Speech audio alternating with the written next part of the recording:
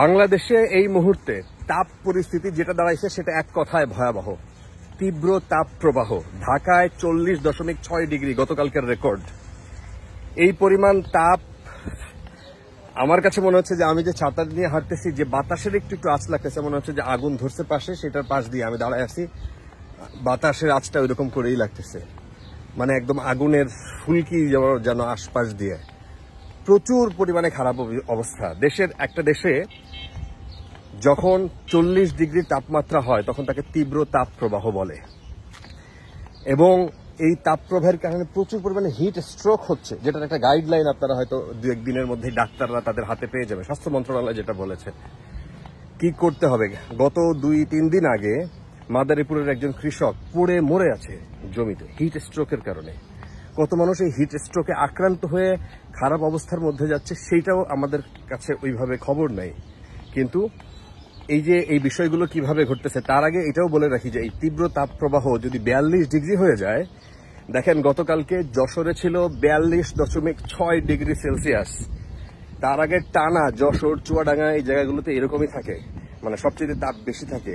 পাবনায়, তারপরে এইদিকে রাজশাহীর বিভিন্ন জায়গা, বিভিন্ন জেলা। একটা সময় কিন্তু এই যে এই দুইটা বিভাগে আপনার 1961 সালের দিকে এই দুইটা বিভাগে ওই সময় একটা রিসার্চ আছে আর কি, তাপ প্রবাহ গড়ে ধরেন আপনার 35, 36, 38-এর মধ্যে থাকতো বছরে 7 দিন। সেইটা এখন এই দুই বিভাগে কত দাঁড়াইছে জানেন? সেইটা এখন দাঁড়াইছে হচ্ছে এই যে বছরে 20-25 দিন, দুই বিভাগে না, সরি, পুরো বাংলাদেশে। এবং গত বছর পাবনার ঈশ্বরদীতে 43 ডিগ্রি সেলসিয়াস রেকর্ড করা হয়েছিল।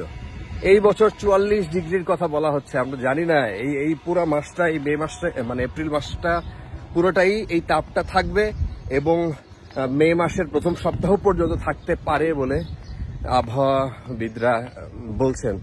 এইটা আমাদের জন্য অ্যালার্মিং। আমরা জানি না কি হইতে যাচ্ছে।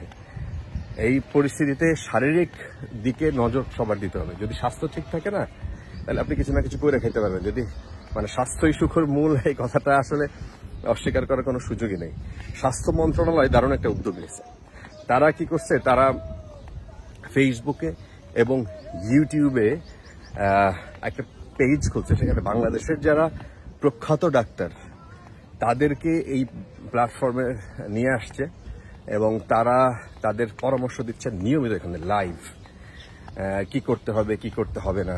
বাংলাদেশ সবচেয়ে বড় বড় ডাক্তাররা, এটা মিনিস্ট্রির অনুরোধে তারা হয়তো এই প্ল্যাটফর্মের আন্ডারে আসছে, কিন্তু উদ্যোগটা নিঃসন্দেহে দারুণ, নিঃসন্দেহে দারুণ। আপনারা এই পেজটা আমি লিঙ্ক দিয়ে দিচ্ছি, আপনারা এটা লাইক দিয়ে রাখেন।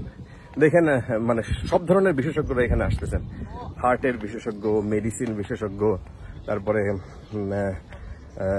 নাক কান গলা, হাড়ের ডাক্তার, কি বলে এদেরকে, আচ্ছা যেটাই বলে, তারপরে এই যে চর্ম বিশেষজ্ঞ, শিশু বিশেষজ্ঞ, সব ধরনের বিশেষজ্ঞরা এখানে আসতেছেন। তো এই পেজটার সাথে আপনি লাইক দিয়ে, আমার মনে হয় যে তাদের পরামর্শ, মতামত সমস্ত কিছু এখানে থাকতেছে। আপনারা কমেন্ট করলে তারা ওই বিষয়ে পরবর্তীতে লাইভ করবেন। এই ধরনের কথাবার্তা, মানে অ্যাডমিনরা তারা এটা বলছেন। হ্যাঁ, বর্ণমালা কমিউনিকেশন এটার ম্যানেজ করতেছে এখানে পার্টনার হিসেবে।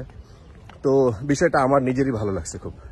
আপনারা এটা লাইক দিয়ে রেখেন, যাতে আপনার নিজের স্বাস্থ্য অ্যাটলিস্ট কি করবেন না করবেন, ডাক্তারের পর্যন্ত না গেলেও অনেক প্রাথমিক চিকিৎসা আপনি হয়তো নিজেই সিদ্ধান্ত নিতে পারবেন।